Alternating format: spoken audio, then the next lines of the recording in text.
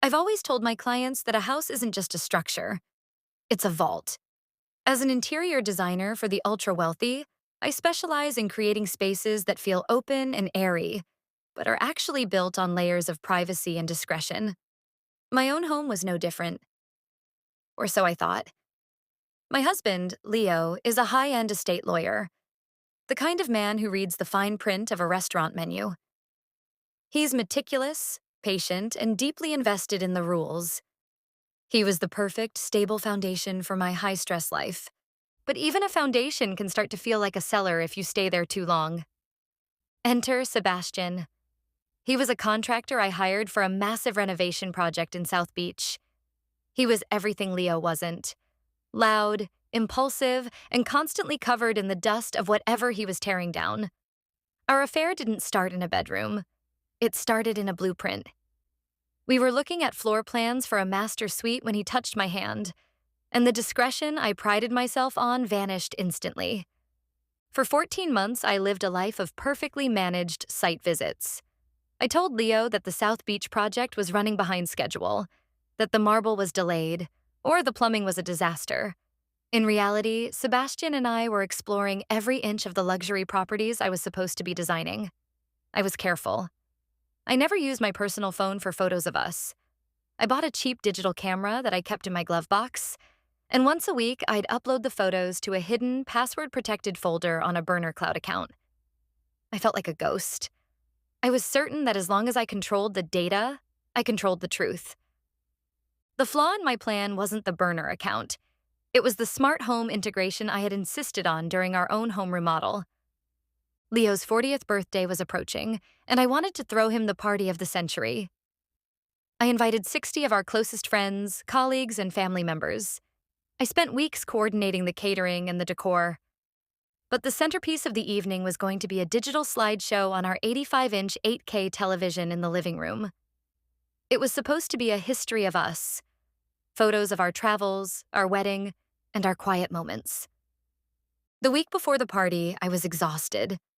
I was juggling the South Beach project, the party planning, and my time with Sebastian. One night, while Sebastian and I were at a work dinner, I took a series of photos on my professional phone, the ones synced to our home network. I didn't think twice about it. They were just shots of a new tile installation.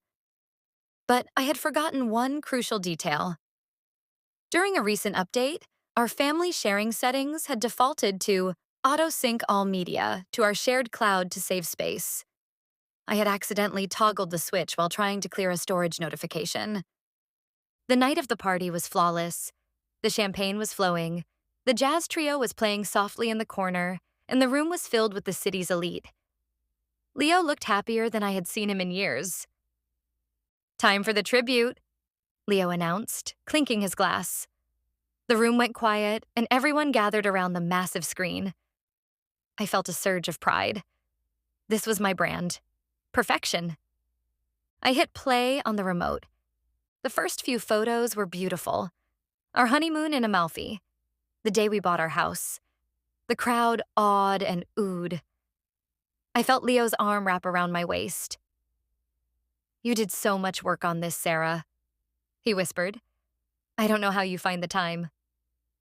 "I just manage my schedule well," I replied, leaning into him. Then the slideshow hit the recent uploads. The first anomaly was a photo of a master bedroom I hadn't designed for our home. It was the South Beach penthouse. Then came a shot of Sebastian. He wasn't working. He was sitting on the edge of a bed, holding a glass of the very champagne I had served Leo 10 minutes ago. The room went dead silent. I froze, the remote feeling like lead in my hand. I tried to skip the photo, but the system lagged. The next photo was the final blow. It wasn't a professional shot of a room. It was a selfie Sebastian and I had taken in the mirror of that same penthouse 2 days ago. We weren't talking about blueprints. The context was undeniable. The slideshow didn't stop. Because of the smart sync, the TV began pulling images from the hidden folder I thought was protected. It turned out that when I had synced my phone to the home network to set up the party, the system had indexed every hidden file on my device and categorized them into the birthday slideshow because I had tagged them with the date. 45 of our friends watched a 2-minute montage of my 14-month betrayal in 8K resolution. I watched my mother's face turn white. I watched Leo's boss look away in embarrassment. I turned to Leo, my mouth opening to form a lie that I knew wouldn't hold. But Leo wasn't looking at the screen. He was looking at his watch. "Perfect timing," Leo said. His voice wasn't angry. It was clinical. The sync took exactly as long as the IT consultant promised it would. I stared at him. You knew? "I've known since you forgot your heavy coat in February," Leo said, his voice carrying through the silent room. "I saw the digital camera in your car when I took it for an oil change. I didn't need to break your passwords, Sarah. I just had to wait for you to invite everyone you know to watch the evidence." He pulled a thick manila envelope from the sideboard. "Since the whole room is already gathered, I think it's the perfect time to sign these. It's a divorce settlement, given the morality clause in our prenup, the one I wrote, if you recall. You'll find the terms are very efficient." Leo didn't raise his voice. He didn't cause a scene. He simply handed the papers to my lawyer, who happened to be standing in the third row, and walked toward the bar to pour himself a fresh drink. The party didn't end with a bang. It ended with a mass exodus. Within 20 minutes, the house was empty. The jazz trio had packed up, the caterers were clearing the untouched lobster, and I was left standing in front of an 85-inch screen that was still cycling through photos of me and Sebastian. I sat on the designer's sofa I had spent 3 months sourcing, looking at the ruins of a life built on discretion.